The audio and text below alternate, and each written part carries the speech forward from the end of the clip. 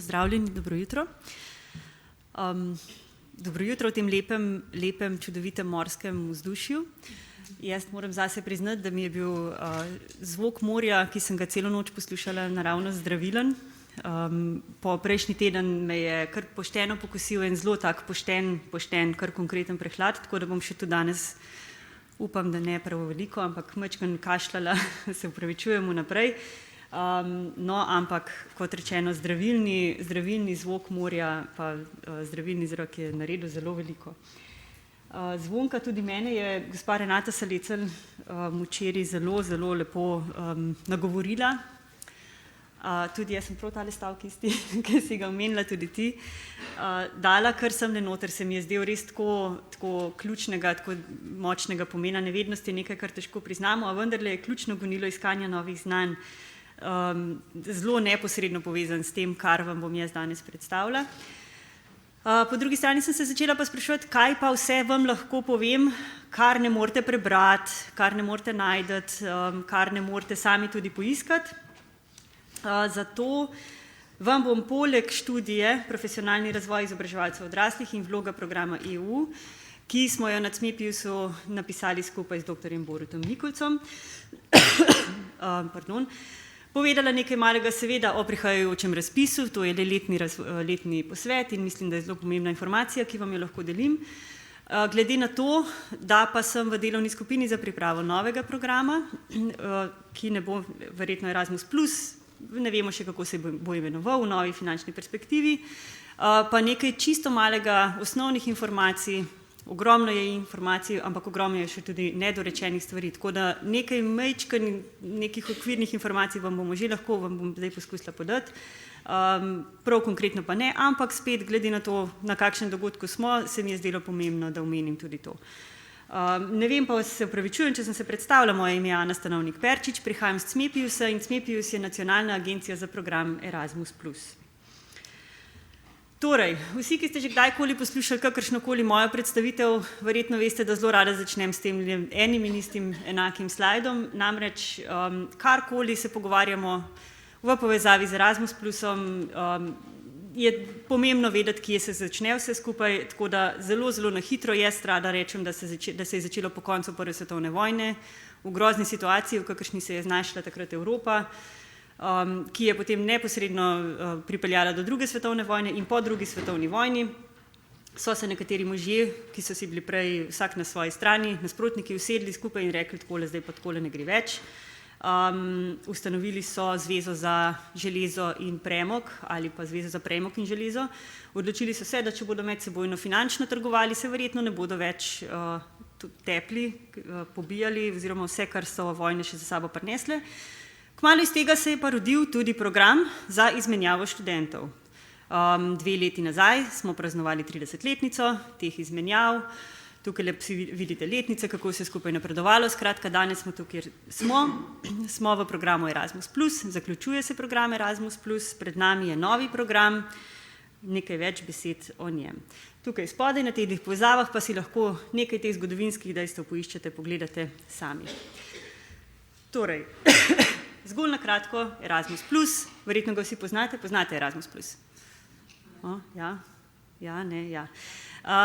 Ključni ukrep 1, učna mobilnost posameznikov, ključni ukrep 2, projekti sodelovanja, prav posebej jo ne bom predstavljala, spodaj sem spet dala 2 linka, kjer sta malo bolj podrobno opredeljeni, ena je seveda vodnik za prijavitelje programa, je pa tudi v študiji, v profesionalnem razvoju izobraževalcev odraslih, to majčkeno bolj predstavljeno, predvsem z vidika tega, kaj se potem pričakuje od teh projektov.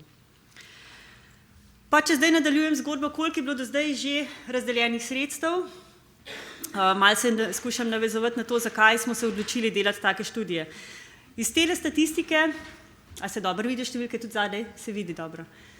Vidite, koliko so sredstva naraščala. Zdaj, to so sredstva K1, torej ključna aktivnost 1, individualna mobilnost posameznikov. Kot vidite, sredstva nenehno naraščajo od prvega leta, ko je bilo slabih 90 000, do lanskega leta, ko je 225 000 evrov že bilo na voljo.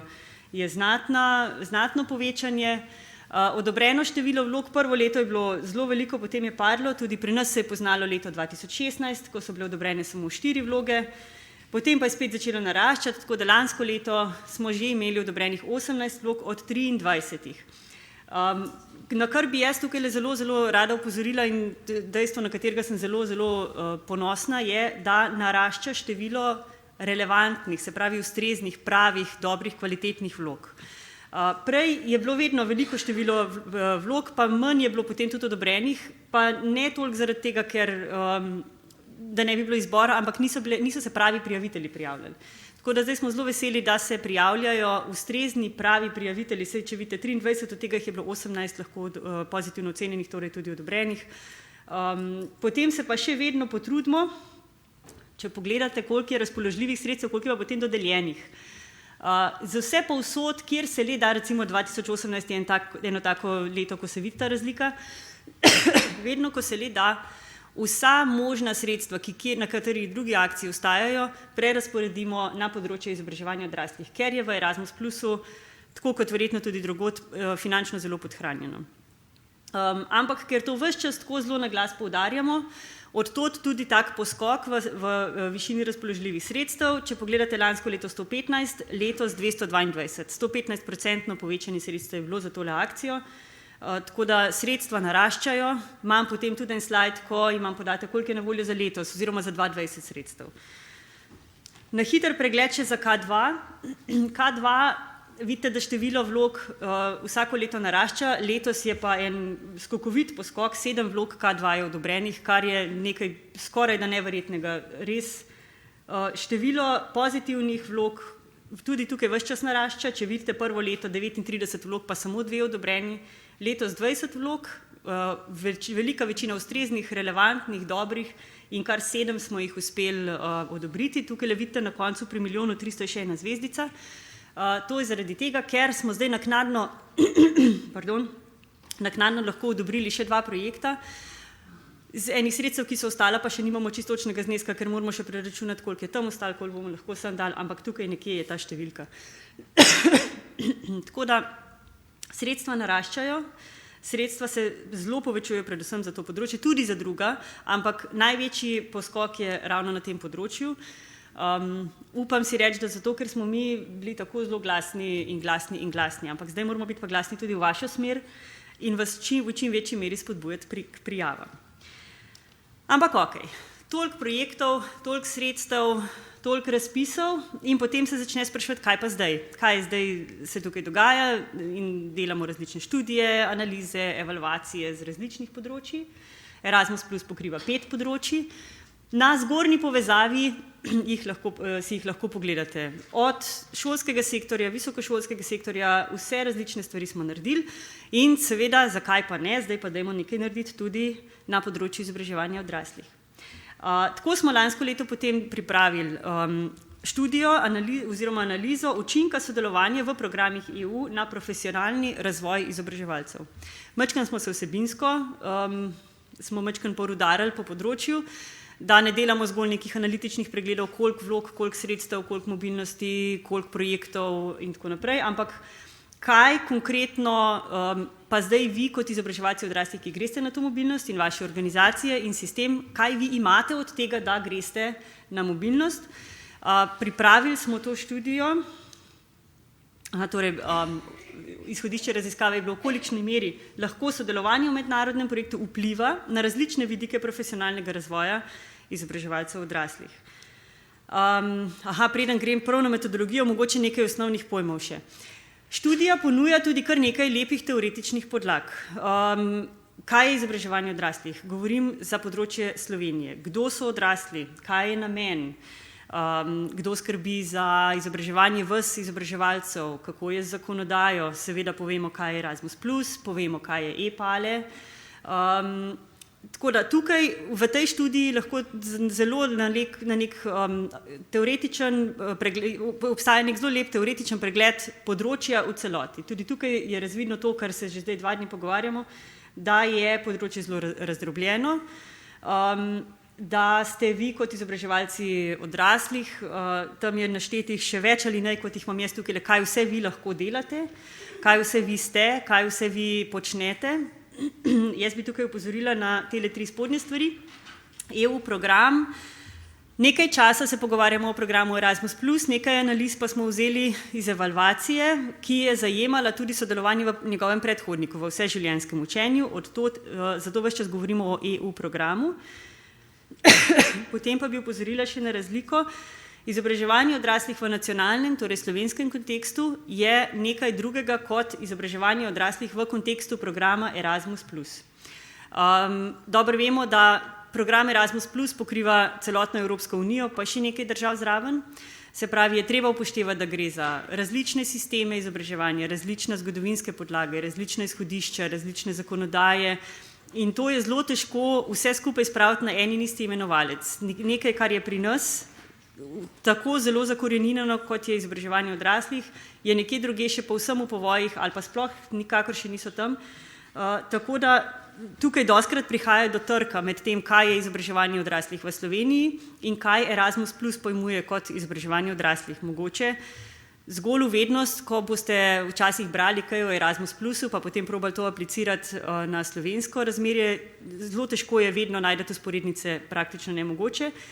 Ampak tukaj je na nas, da interpretiramo to tako, da izkoristimo prednosti programa v največji možni meri tudi za naše področje. Ampak moram pa opozoriti, da obstaja ta razlika.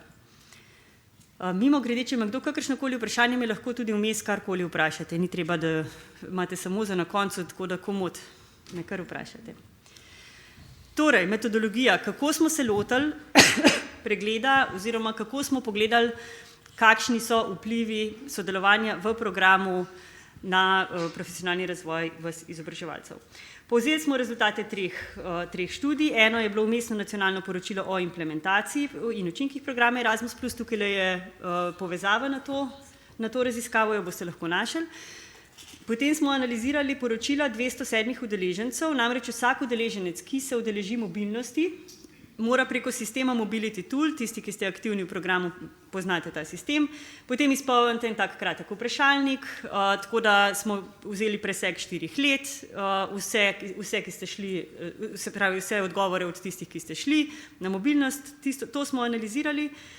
Potem pa smo naredili še 2 polstrukturirana intervjuja s koordinatoricama oziroma z izvajalkama projektov, oziroma zelo aktivnima izvajalkama projektov v okviru 2 ljudskih univerz v Sloveniji.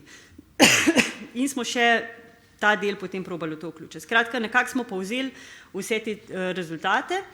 Pogledali smo vpliv na 3 ravneh, na ravni izobraževalca, na ravni institucije in pa na ravni sistema izobraževanja v celotni Sloveniji. Tukaj imam res izpostavljene zgolj glavne stvari. Tega je veliko, veliko več. Ne bom vsega povzemala, študija je na voljo na spletni strani, tudi če si jo natisnete, je zelo uporabniku prijazna, nekih 15-20 strani vse skupaj, tako da ne boste si cele knjige natisnili. Skratka, tukaj najdete potem še veliko več informacij, ampak dejstvo je, pokazalo se je, na ravni posameznika, da so posamezniki rekli, da se največji vpliv na njihov profesionalni razvoj vidi na področju pridobivanja novega znanja, socialnih, jezikovnih, kulturnih kompetenc, profesionalnega delovanja, praktičnih spretnosti, IKT, komunikacijske tehnologije. Raven institucije, uporaba novih učnih pripomočkov gradiv, seznanjenost z novimi oblikami, skratka podobne prednosti na raven institucije, dane ravno tako na ravni sistema, so razvidni zelo, zelo pozitivni učinki na področju inovacij, razširjanju dobrih praks znotraj Slovenije, pospeševanju in razširjanju dobrih in kakovostnih izboljšav. Skratka, pokazalo se je, da so res zelo dobri vidni učinki, na katere lahko zdaj tudi s prstom pokažemo in rečemo tole so dejansko rekli tisti, ki so šli na mobilnost in ki so dlje časa spremljali, kaj ta mobilnost, kaj ti projekti sodelovanja prinašajo njim osebno in njihovi organizaciji. Glavne ugotovitve spet lahko povzamemo. Krepi se profesionalni razvoj strokovnih delavcev in prispeva k krepitvi celotnega sistema izobraževanja odraslih na sistemski ravni. Tega smo zelo veseli, nekako smo to tudi pričakovali, te rezultate. Se je pa izkazalo tudi kaj nepričakovanega, ko smo šli majčkeno globje. Recimo eno od izhodišč je bilo, pogledali smo tudi, katera oblika mobilnosti je tista, ki vam prinese največ, pa smo vsi pričakovali, da bo to job shadowing, ki je izraz v angleščini, obdobje opazovanja na delovnem mestu. Opazovanje na delovnem mestu je pa lep slovenski prevod. Pa se je iz tega izkazalo, da ni tako, da so bili udeleženci veliko bolj zadovoljni s strukturiranimi tečaji. In potem smo tudi, ko smo šli pogledati ta poročila, nekako se nam je čudno zdaj strukturiran tečaj je namenjen veliki množici ljudi in ni tako zelo oseben, ampak smo tudi potem iz tega ven ugotovili, da se je tudi ponudba strukturiranih tečajev zelo spremenila. Tisti, ki ponujajo res dobre, kvalitetne tečaje, se na to zelo pripravijo in delajo z manjšimi skupinami ljudi. Tako da ne velja več to, kar je od nekdaj veljalo, da strukturiran tečaj je nekaj, kamor greš za začetek, to je samo tako malo greš, pa je lušten, pa je veliko ljudi, pa spoznaš. Ni več zgolj take spoznavne narave, so zdaj tudi že strukturirani tečaji ratali zelo, zelo kvalitetni, poglobljeni, mnogokrat tudi zelo prilagojeni udeležencem. Da vas še majčkeno povabim k sodelovanju, takole mimo grede. Izzivi. V polstrukturiranih intervjujih so se izkazale neke splošne ugotovitve, ki smo jih že sami o katerih smo že sami nekako razmislili. Izkazalo se je, da Erasmus Plus lahko zelo na hitro ponudi neke rešitve, ki so tisti trenutek aktualne v Sloveniji in jih sistem še ne more, zaradi tega, ker je pač treba v formalni sistem traja nekaj časa, da se kakšne nove spremembe dajo noter. Izkazala se je velika potreba po večji odprtosti, predvsem z birokratskega vidika, se pravi večji odprtosti za novosti. Izkazalo se je nekaj tudi, kar že opažamo, in sicer podhranjenost organizacij. Tukaj govorimo o kadrovski podhranjenosti. Ne govorimo o strokovni. Tukaj vam jaz lahko iz moje osebne izkušnje povem, ko karkoli delam s komorkoli iz tujine, o slovenskih ljudskih univerzah se govori zgolj in samo v presežkih in presežnikih, predvsem na strokovnem nivoju, ampak se pa pozna, da ste kadrovsko podhranjeni. In pa izkazalo se je, da je podpora vodstva nujna, da če vodstvo ni usmerjeno v mednarodno sodelovanje oziroma če vodstvo ne dojema mednarodnega sodelovanja kot ene izmed rednih oblik sodelovanja oziroma vašega dela, potem je zelo težko karkoli premakniti tudi na organizaciji. Tukaj je zgolj en stavek, več takih stavkov boste našli še v študiji, pa se mi je zdel tak lep. Gre za mnenje koordinatorice projektovno vprašanje, kaj je tisto ključno, da je vaša organizacija lahko uspešna na področju mednarodnega sodelovanja, in je pravzaprav to, kar sem ravnokar povedala, se pravi, ključno je, da je vodstvo organizacije usmerjeno v redno mednarodno sodelovanje, ne zgolj ta drug stavek, če dobiš nekaj za zraven, recimo sodelovanje v mednarodnem projektu, boš to tudi dojemal kot nekaj za zraven in ne kot nek redni del.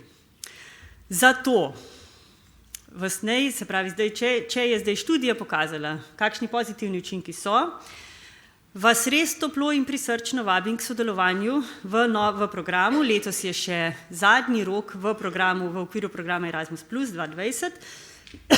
Tukaj sem samo nekaj datumov pomembnih dala. Vse informacije najdete na zgornji povezavi, seminarji za prijavitelje, K1 in K2. 11. decembra smo v Murski Soboti, 17. decembra v Ljubljani, pri nas na Cmepiusu, 18. decembra v Ajdovščini. Vse je, kar se časovnega vidika tiče, je isto. K1 se začne ob 9:30, pa traja nekje do 12. K2 se začne ob 12:30, traja nekje do 3. Z Marušo vas bova obiskali v vseh teh krajih, tam je tudi moja sodelavka Maruša. Vas bova obiskali v teh krajih, vljudno in toplo vabljeni. In zdaj imam še enkrat tale isti slajd s sredstvi tudi za 2020. Kot vidite, je letos za K1 na voljo še malo več sredstev. Pa zdaj bom opozorila tudi na to, da pri 2019, ko je bilo na voljo 222 000, pri K1 nismo porabili vseh sredstev. Vsej teh 20 000, ki so ostali, je šlo na K2, ampak zelo se mi jih je zdelo škoda, da niso bili porabljeni za K1. Torej, sredstev za K1 je na voljo dovolj, veliko, res toplo vabljeni k prijavi. Imate možnost, da se prijavite tako individualno kot samo vaša organizacija, lahko se med seboj povežete tudi v konzorcije. Tudi to je možnost, ki je čedalje bolj v Sloveniji, čedalje bolj, če rečem uporabljena, ne vem, če sem v redu rekla, ampak čedalje več organizacij se prijavljajo v okviru konzorcija, to pomeni, da je ena slovenska organizacija vodilna, ostale se ji pridružijo in skupaj izvedete projekt, se pravi, skupaj se odpravljate na mobilnosti, tako da toplo vabljeni k prijavam. Tukaj naslednji slajd gre še za K2, tudi tukaj je že v osnovi na voljo več sredstev, kot jih je bilo lani. Pa če vidite, zdaj tukaj je ena zvezdica, takole, sem se letos prvič odločila za razdelitev sredstev znotraj strateških partnerstv. Zakaj? Znotraj strateških partnerstv obstajata dva tipa partnerstv. Eno so strateška partnerstva za razvoj inovacij. To so ti veliki projekti, jim rečemo. Drugo so pa strateška partnerstva za prenos dobrih praks. Glede na to, kako se čedalje bolj izkazuje, da ste podhranjeni kadrovsko, je zelo veliko še za pričakovati, da boste vsi skupaj še sodelovali in razvijali inovacije, ker to je kar precejšen zalogaj. Ne vem zakaj, pa je zdaj to kot spodbuda, pa se zelo malo prijavljate na projekte, na strateška partnerstva za prenos dobrih praks.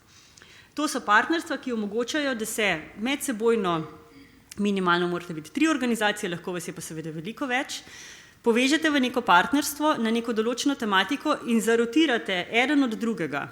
Je zelo podobno K1, samo da pri K1 ste vi tisti, ki greste na različne organizacije, ki potem zunaj med seboj niso povezane. Pri K2 pa morate biti nekako povezani vsebinsko, ampak imate 2 leti časa, da se obiščete drug drugega in si izmenjate neke prakse z področja, ki vam je vsem skupno.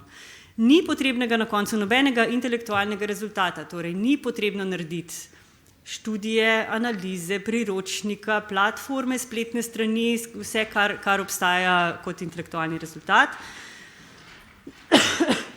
Dovolj je, da se medsebojno obiščete in si izmenjate te prakse seveda pa se morajo nanašati na sistemski nivo. K2 je tisti korak više, če je K1 organizacijski nivo, torej neke potrebe se naslavljajo, ki se vaše organizacije tičejo, se K2 naslanja na iskanje nekih rešitev na področju sistemov. Torej, zato sem se letos odločila, to Erasmus Plus omogoča, da se razdelijo sredstva, rekla sem si nekako 80-20, kar pomeni nekih 250 000 evrov, bo namenjenih zgolj in samo projektom strateških partnerstv za prenos dobrih praks. Konkretno to pomeni, spet zakaj, jaz mislim, da ste se ali so se toliko manj prijavljali, ker so se vedno bali, več točk bomo dobili, če bomo te velike projekte naredili. Ta mali pol pa niso tako zelo pozitivno točkovani, kar seveda ni res, ampak verjamem pa, da za nekoga od zunaj lahko predstavlja nek strah, da mora majhen projekt konkurirati v isti vreči denarja kot ta velik. Zato smo to letos ločili. In je za ta male projekte, se pravi za prenose dobrih praks, namenjen svoj budžet. Torej tudi, če dobi manj točk, tak projekt kot en ta velik inovacijski ima prednost do porabe teh 20%. Zato res zelo toplo vabljeni tudi k prijavam strateških partnerstv zgolj za prenos dobrih praks. Ni treba vedno, da se nekaj inovira, tudi to je en del. Upam, da vas s tem kaj spodbudim. Velik del razlage, razlik in kako bo vse skupaj funkcionirali, bom pa namenila seveda na seminarjih za prijavitelje. Lahko me pa že zdaj kaj vprašate, karkoli. Skratka, tudi letos računam s tem na še več projektov, no, upam, želim si. Roki za prijavo, K1 5. februar, K2 24. marec, prijava do 12. prijava je online in to pomeni, da morate do 12 nič, tudi še vse druge sekunde oddati prijavnico, kar pomeni 4. februar pa 23. marec. Dajte preodajati, ker takrat je vedno, 5 do 12 je vedno nekaj narobe. Če nič drugega pa priponka ne dela, če nič drugega pa internet zablokira. Tako da 5. februar, 24. marec oziroma 4. februar, 23. marec. Povzetek, kaj ne rečem, Erasmus Plus ni mus, pomaga pa, to je naš slogan, ki se že vsa leta izkazuje, da je res ta prav. Novi program, rekla sem vam še besedo dve, da vam povem o novem programu. Veliko se pogovarjamo, vprašanje je, včasih se vprašam, koliko se slišimo z ljudmi na Evropski komisiji, kaj bo zdaj na koncu ratalo, ne vem, ampak struktura v glavnini ostaja enaka, individualna mobilnost in pa projekti sodelovanja. Tukaj bi rada opozorila na to, da se vračajo tisti, ki poznate iz starih programov, iz starega programa vseživljenjsko učenje, učna partnerstva. Zelo so si jih želeli ljudje nazaj, zdaj se jim bo sicer rekli partnerstva manjšega obsega, kako bodo tehnično potem zasnovana, toliko daleč še nismo, ampak vračajo se ta manjša partnerstva, ki omogočajo več sodelovanja. Ves novi program stremi k več možnostim vključevanja, inkluzija, vrnemo se grassroot organizations, zelo velike besedi o preprostejših prijavnicah. Tukaj je tisti del, ko se vprašam, koliko se slišimo medsebojno, ali res smo, se razumemo ali se ne razumemo, zdaj kaj bo ven ratal, ne vem. E-pale, danes sem ga že na kratko omenila, vsi poznate e-pale, a ne? Ja, seveda. E-pale bo postal del programa, ne bo več neka poleg aktivnost, ampak bo postal del programa. Tudi določene aktivnosti, predvsem znotraj K2 se bodo lahko izvajale preko platforme, tukaj gre za kombiniranje virtualne mobilnosti in fizične mobilnosti. Zdaj pa tukaj le spodaj spet imam še dve stvari. Ko boste karkoli slišali o novem programu, pa že zdaj karkoli slišite, verjetno prva informacija, ki jo slišite, je, da bo na voljo 2 ali 3-krat več denarja, kot ga je bilo doslej.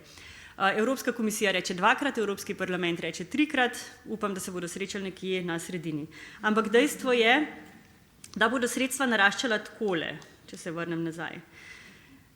Če samo takole pogledate, čisto na začetku najprej ni bilo nekih velikih poskokov, iz 453 pa potem 2016 na 507, potem se je šele začel poskok. Ampak ker so takrat, tudi ko je bil novi program, ne vem, če se spomnite te številke, 14,7 milijard je bilo namenjenih. To je bila številka, ki, ne vem, če jo bom kdaj v življenju pozabila, vsi smo jo imeli na slajdih, najprej na voljo je tolikrat več sredstev in zaradi tega se je tudi število oddanih vlog je tako poskočilo, da vidite, da še zdaj nismo tam, 39 vlog je bilo oddanih. Ampak sredstev prvo leto ni bilo, pravzaprav vse skupaj nič več kot pri vseživljenjskem učenju. In zato mi zdaj opozarjamo, da bo zelo verjetno z novim programom enako. Ja, sredstev je v glavnini namenjenih več, ampak to povečanje se bo šele skozi leta poznalo. Tako da zdaj tole povečanje, ki je bilo lansko leto in letošnje leto, jaz mislim, da bomo tukaj nekje s takimi majčkenimi poskoki ostali še nekih mogoče leto, 2, upam, da ne 3, upam, da pol pa že spet bo kaj več, ampak že zdaj je na voljo več sredstev, kot jih je bilo recimo 2 leti nazaj. Tako da že zdaj se borimo s tem, da to porabimo. Mi smo pa zelo veseli, ker program Erasmus Plus porabi ali 95, ali mislim, da celo 98 vseh sredstev. Tako da smo zelo uspešni pri tem, tudi zato, ker vas tako zelo spodbujamo k prijavi, prijavite se. Torej, še več sredstev, ne na tisto čisto prvo številko, ko bo prišla ven tista številka 2 ali 3-kratno povečanje, ja, res je, bo, ampak skozi nekaj let, ne bo takoj ta prvo leto. Na to smo letos rekli, na CMEP-u, da bomo zelo vas opozarjali. Potem pa tukaj še spodaj učeči se. Zelo velika težnja je tudi, da bi se v K1, se pravi v učno mobilnost posameznikov, lahko ponovno, tako kot so se v starem programu, v vseživljenjskem učenju, tudi zdaj spet vključevali učeči se. Spet smo tukaj, Evropska komisija pravi ne, Evropski parlament pravi ja, mi, se pravi koordinatorji iz nacionalnih agencij, zagovarjamo, da ja. Smo zelo glasni, smo zelo gajstni, smo zelo borimo se, a se zdaj bo to zgodilo ali ne, pa še ne vem. Tako da borimo se tudi za to.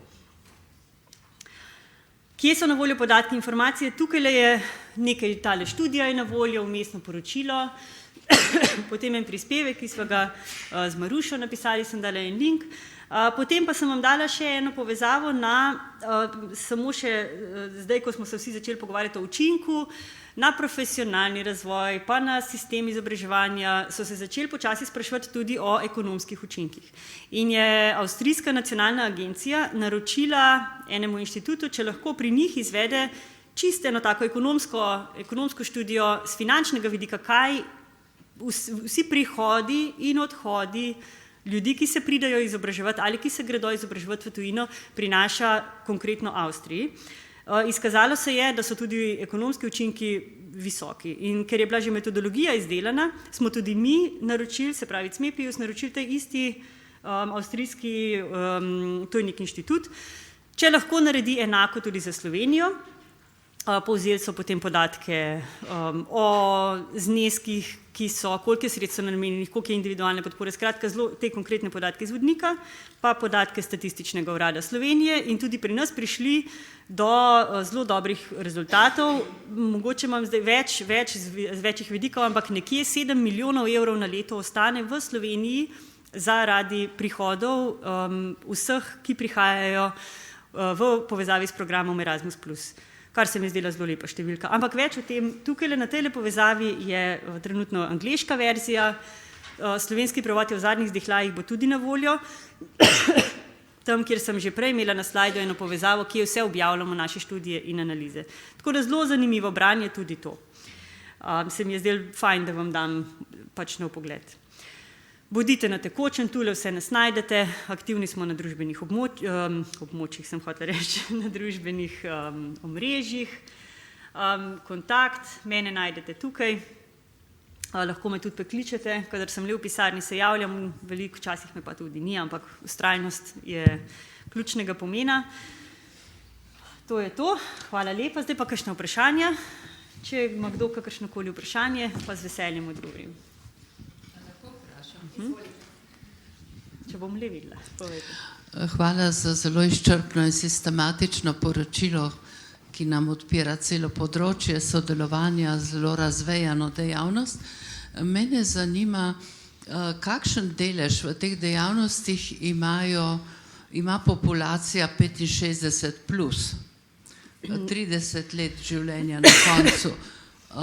Koliko smo prisotni, kje sodelujemo, kakšen je vaš vtis? Hvala lepa. Tukaj le bom šla nazaj na tole, učeči se. V vseživljenjskem učenju, to je bil predhodnik programa Erasmus+, ste bili učeči se, v kontekstu programa Erasmus+, je ta populacija šteta oziroma se vam reče učeči se odrasli. So izobraževalci, pa ste učeči se odrasli. V predhodniku programa Erasmus+, so učeči se lahko sodelovali, lahko so bili mobilni, lahko so šli na mobilnosti. Tega v novem programu ni več. Se pravi, konkretno na mobilnosti niste mogli hoditi. Ampak je pa bila ta populacija deležna učinka programa v smislu, da so tisti, ki delajo s temi ljudmi, se pravi izobraževalci, pridobivali nova znanja in velika paleta K2 projektov, se pravi strateških partnerstv in njihovih rezultatov. Torej, sistemska raven je bila tista, ki se je krepila se je kapaciteta organizacij, se pravi ljudskih univerz in tudi drugih organizacij, za boljše delo s to populacijo. Posrednih učinkov so bili deležni, konkretno na samo mobilnost, niso sicer mogli leti, ampak posrednih učinkov pa so bili deležni. Ta preskok se je zgodil zato tudi, ker je rekel program Erasmus+, zdaj sem se izrazila, da je rekel program Erasmus+, se pravi nekak nova dikcija tega programa je bila, da je večji učinek, če se izobraževalca usposobi, potem na večje število odraslih, kot če gre eden odrasel recimo na mobilnost. Zdaj spet to se je zdaj pokazalo, da glih čisto tako tudi ni, da je velik učinek tudi, če grejo posamezni odrasli, zato se borimo zdaj, da bi spet lahko učeči se bili tudi mobilni, ampak preko tega je bila ta populacija deležna učinkov. Bilo pa je zelo veliko namenjeno starejšim, projektov vsebinsko, če zdaj mačkam za nazaj gledam, predvsem v prejšnjem programu. V tem se konkretno starejših niti ni toliko naslavljalo. Bil je en val, ko so bili v največji meri Romi, potem drug val, seveda so bili migranti, en val so osebe s posebnimi potrebami, odrasli s posebnimi potrebami, Potem pa še razne posamične, ampak nekako, če probam v neke vsebinske strukture dati, potem lahko to troje izpostavim. Še kakšno vprašanje? Raje ne, mogoče. Kako? A je hotel kdo še kaj? Jaz sem rekla raje ne, Ana, veš, zato ker smo že pozni v programu čez, tako da prosim, kontaktirajte Ano, če vas zanima kaj zelo konkretnega in odzovite se. Sem pa danes še tukaj do konca, tako da. Tako.